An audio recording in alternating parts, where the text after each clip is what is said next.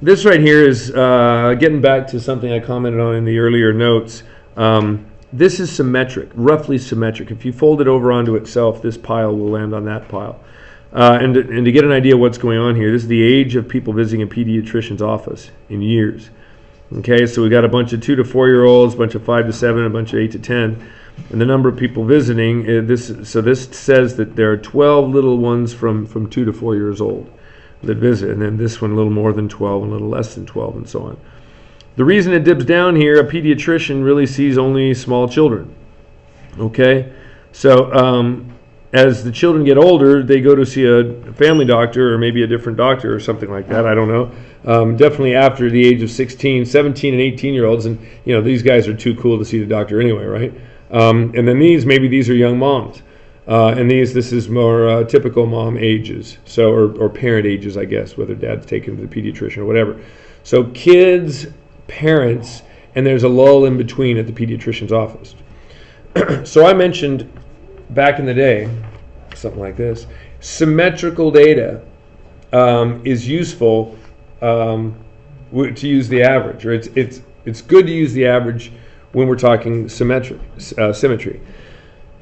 This is actually not so the case, because if we're talking about what best describes this data, if I say the mean best describes this data, well, the mean is going to be probably somewhere in this 17 to 19 range. And if I say that best describes the data, in fact, that would be a lie, because look, there's no kids, no people, adults, I guess, ages 17 through 19 here. Okay, even though that's the average, it doesn't really describe this group or that group. And when you talk about the median, it's the same thing. Measures of central tendency, by the way, when we talk about that term, remember, measures of central tendency are what we talked about at the beginning. So when we're saying what would best describe the data we see here, the mode is actually the best one, because we have, in fact, remember I said there could be more than one mode. It looks like we have 2 modes, in fact. And you might argue that this looks like we have a little more than that, but this is data that's called bimodal. Bimodal. Bimodal data basically has multiple modes, or specifically has 2 modes in this case here. Yeah, both towers are roughly the same height. So if you wanted to describe the data, or describe the data in this group, it would be better to describe it as the mode, because we have, 5 to 7 is a large number of this group, but also the ages from 32 to 34 is also the biggest. So that would describe it well, because there's 2 groups that basically are representing this large group. Here we have age of people attending chaperoning an elementary school field trip. Here are the elementary schoolers. And here are some, teachers and parents helping out. Maybe some college students that are going into, children's education in some way, shape, or form, or young parents or whatever. Although very young parents, if they have 8 to 10-year-olds. So anyway, chaperones, kids. This is going to be data that is, the majority of it's here, but it tapers off this way and maybe does a little blip up. This is data that would be skewed. Question is, skewed in which direction? The tail goes down to the right, so it is skewed, right. Skewed right because the majority of the data is on the left and it tapers to the right, okay? The best measure of spread with skewed data, if you said the average, again, there's enough values up here that would say that the average is going to be beyond this cluster, and it would be maybe in the 14 to 16 range or 17.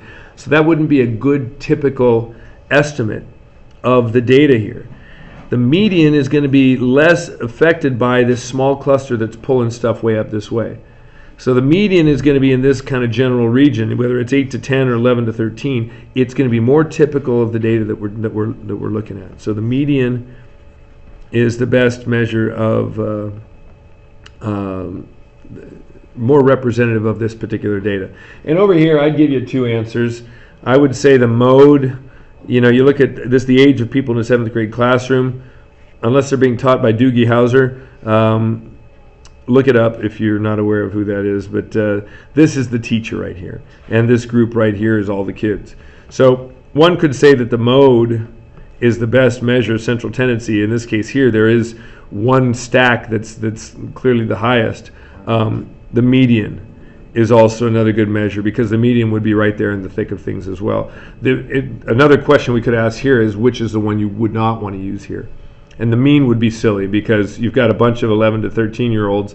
You got one teacher that's going to bring the average up to something in the neighborhood of 16 or 17 or something like that, which would really be representative of no one in this classroom. So the average would be just a weird number that doesn't really refer to either one.